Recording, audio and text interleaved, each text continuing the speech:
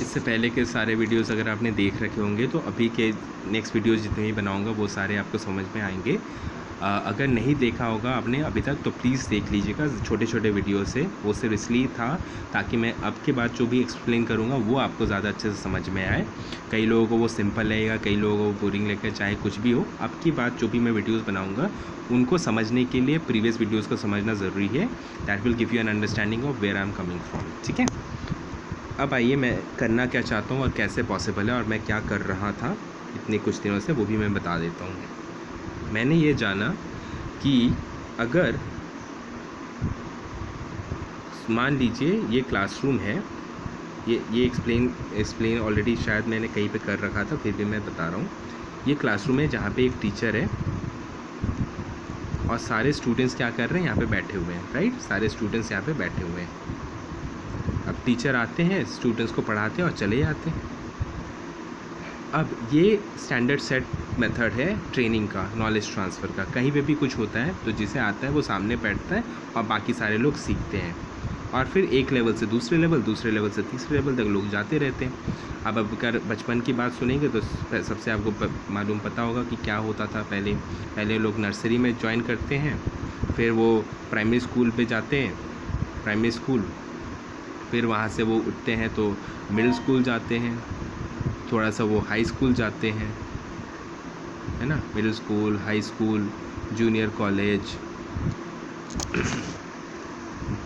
फिर लोग junior college जाते हैं यानी कि +2, फिर वहाँ से वो लोग जाते हैं कॉलेज में। राइट, यही है ना, हमें पता है। फिर कॉलेज से थोड़ी देर और आगे बढ़ जाते हैं वो लोग, यूनिवर्सिटी लेवल के और हायर डिग्रीज करते हैं। फिर वहाँ से कुछ लोग और रिसर्च में भी चले जाते हैं। चाहे वो रिसर्च करे ना करे, मैक्सिमम लोग क्या करते हैं उसके बाद किसी ना किसी प्रोफेशन का पार्ट बन जाते हैं। राइट, जैसे भी होते हैं। तो ये सारा जो जर्नी रहता है, यहाँ से फिर क्या निकल के आता है हमारे पास आते हैं प्रोफेशनल्स। हमारे पास आते हैं प्रोफेशनल्स। ठीक है, ये जर्नी है स्टूडेंट टीचर रिलेशनशिप के बाद। इस तरह से लोग पढ़ के आते हैं और प्रोफेशनल बनते हैं। अब जब ये प्रोफेशनल बन जाते हैं, फिर ये लोग क्या करते हैं, ये लोग, हम सब लोग जो लोग अलग अलग फील्ड्स में हैं, हम इसको क्लियर करके एक्सप्लेन करता हूँ। ये जो प्रोफेशनल्स है, ये लोग फिर 2 तरह के काम में लग जाते हैं। या तो वो कुछ ना कुछ प्रोड्यूस कर रहे हैं या फिर कुछ ना कोई सर्विस प्रोवाइड कर रहे हैं। दे प्रोड्यूस सम प्रोडक्ट्स और सर्विसेज और क्रिएट सम सर्विसेज जो कंज्यूम हो रहा है। कौन कंज्यूम कर रहा है, वो टोटल पॉपुलेशन।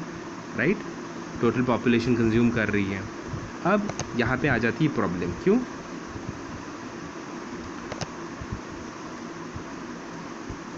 ये इस पे वैरी कर सकते हैं लोग कि कितना % लोग सेटिस्फाइड है और कितने लोग अनसेटिस्फाइड है। ठीक है, कितने लोग इसमें अनसेटिस्फाइड है।